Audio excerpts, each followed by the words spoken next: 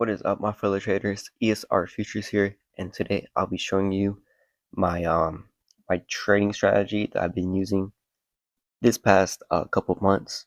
I'm gonna show you my statistics. This is my current eval that I'm trying to pass. I'm like one more trade, so if I make 3,000, I'll pass this eval.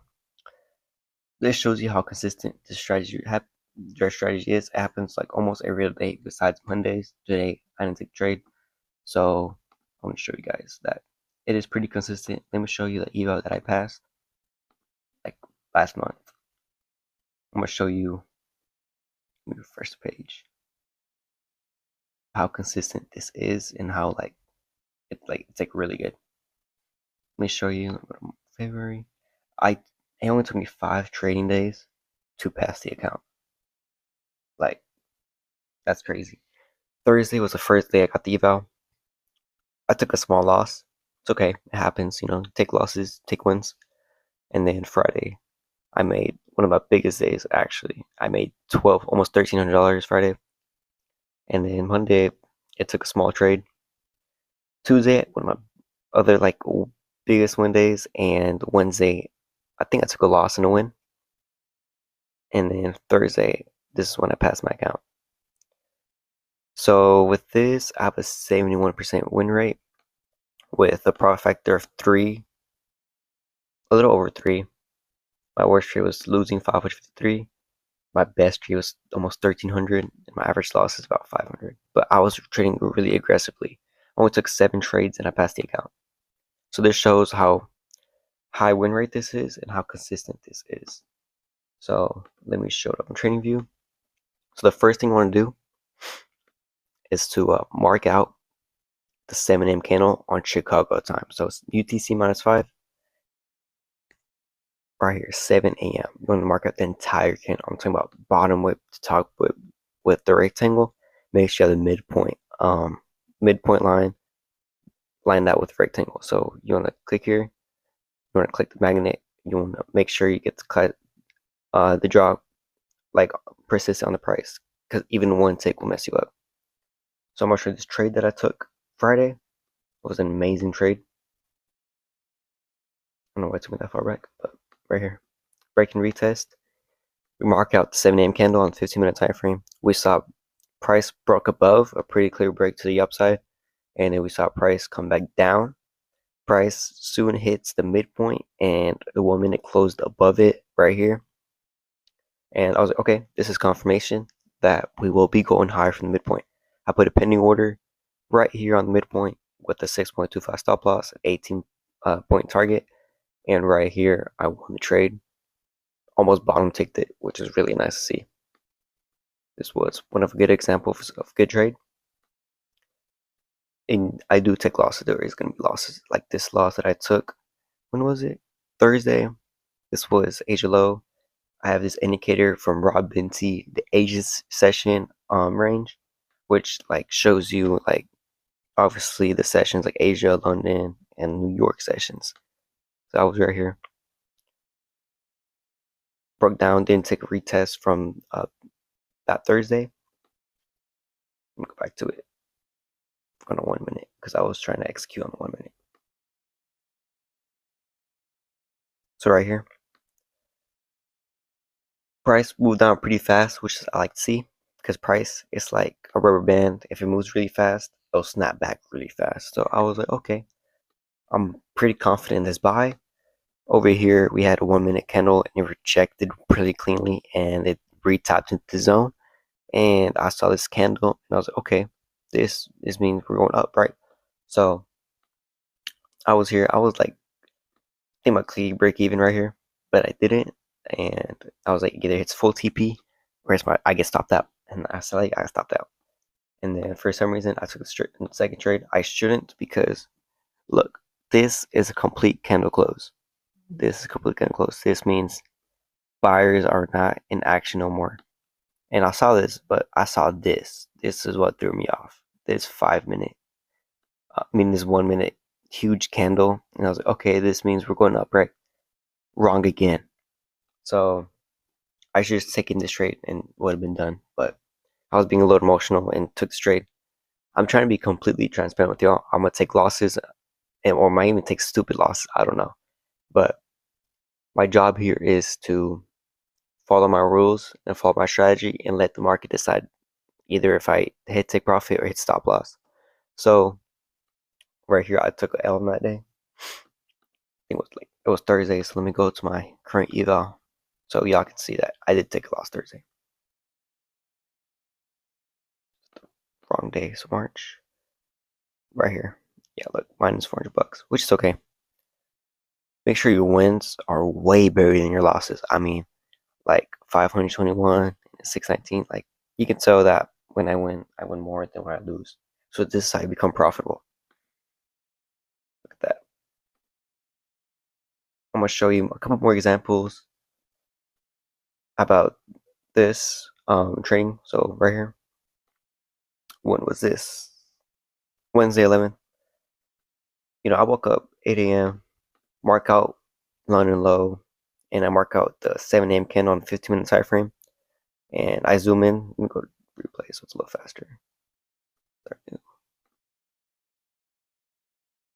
So I was, marking out my 7 a.m. candle, previous London low, and I was in the 5 minute. Okay, so broke the upside. I want to see respect on the midpoint. This candle right here. Let me take this out so it's more clear to see. This can respected it, and it closed above it. So I was like, okay, so this is confirmation that we're gonna go for longs. And so I put a long pending order on the midpoint, and I targeted 18 points, almost 19 points, to risk about 6.5 points. And the trade played out.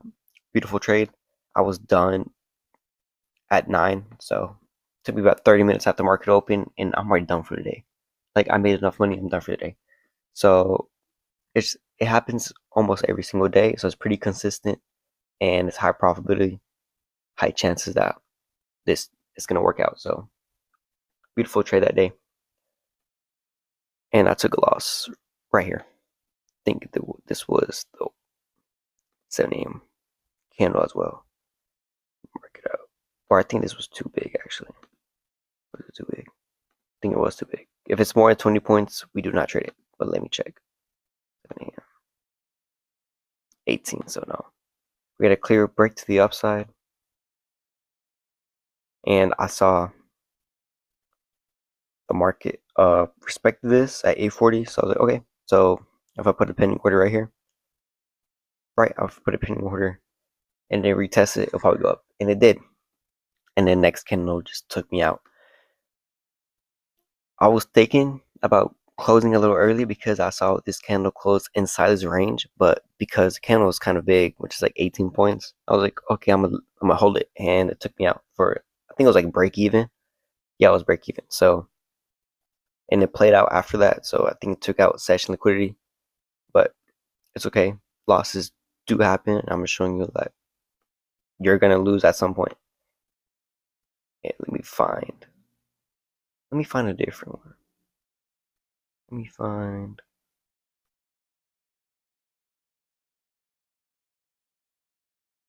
find trains that I took or I lost, but to be completely transparent with y'all.